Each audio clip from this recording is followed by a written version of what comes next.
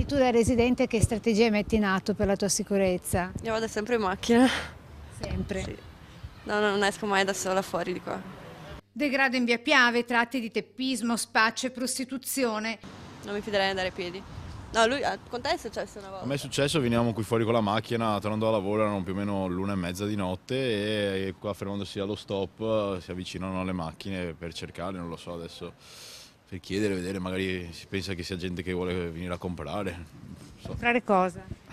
Droga sicuramente alla luna di notte. Ho incontrato adesso due persone che chiedevano la carità, ho detto no e sono andate via.